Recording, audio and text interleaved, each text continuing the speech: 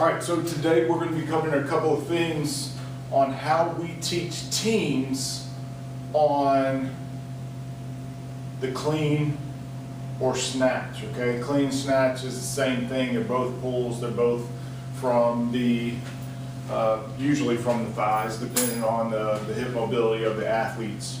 So we always start them in a hang position, okay? All right, so first thing that you got to teach is first position, okay? First position is just mid-thigh, okay? And all you do is get them to stand up with the bar, all right? And they're going to stand up, and all you do is blow the whistle or say go. They get to that position. And when they get to that position, you're going to look for a couple of things. Number one, are they pushing their hips back, or are they squatting, okay? If they're squatting, their knees are going to go forward, and that's not a good position. We want to activate the hips. So the first thing that we're going to do is whistle, boom. We'll do it right there, and that's one, okay? We call that one, all right? And then after they get comfortable, or after we do about 3 sets of 10 of those, of blowing the whistle every rep, everybody's going to do it at the same time. You can do this with dumbbells, you can do it with kettlebells, no difference. Now we're going to blow the whistle, we're going to do a 1, 2, 3, okay? We'll blow the whistle, 1, boom. Blow the whistle, 2, they retract their shoulder blades. Blow the whistle, 3, okay? And then they're going to stand up, all right? That's what we're going to go through 3 or 4 sets of those as well, okay? All the while they're holding that bar in a good position. Grip is going to be outside the shoulders, obviously, because when you make that pull, you want it to sit on the shoulders, okay, with elbows out. Notice I have really bad shoulders, okay? So, a couple of things to remember. Remember, first position, 1, 2, shoulder blades, 3, knuckles in, okay? We'll go through and then they'll stand up. Then we'll do it again. 1, 2, 3, and then they'll stand up again, okay? So those 3 things are critical to the clean or the snatch. Snatch, no different, okay?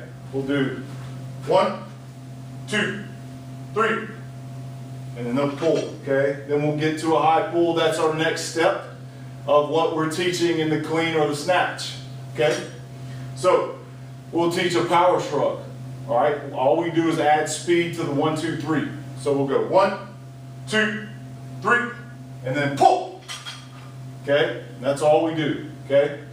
So that's how we teach it, 1, 2, 3. Because if you can do that, if you can go 1, 2, shoulder blades back, gets them in a really good position with their shoulders, 3, knuckles down, okay? That means if my knuckles are down, the bar is going to be close to my body, and I'm in a good position to make that catch in a balanced position, okay? So those are some things that you have to go through. You have to make sure it's done, and that's a way to do it in a team setting, that everybody's doing it, and we're looking for those 3 cues to knock out about 90% of the mistakes that we see in athletes, okay? Hopefully that's going to help you. That's going to help eliminate 10%, 90% of all the problems that you see in a clean or a snatch, okay? So hopefully that'll help. Next thing, we start trying to do the catch, okay? We go through the same process. We're going to either blow the whistle or yell 1, 2, 3, go, all right? 1, 2, 3, and go. I don't like to teach the high pull, okay? I think teaching the high pull to young kids in middle school and high school is only going to reiterate some bad habits of overlifting with their upper body, okay? So I don't teach it, okay? What I do, we go 1, 2, 3, and then we pull. Try to take our shirt up with the bar, and then we catch right here. Once we catch, the next step is to teach this front squat out of it. Hopefully you've already been teaching the front squat. And then go there, all right? So 1, 2, 3, pull. okay? That's all it takes. If you can do that, you got the clean down. Then the next couple of steps will be teaching from the floor, okay? Then you go to teaching for the floor.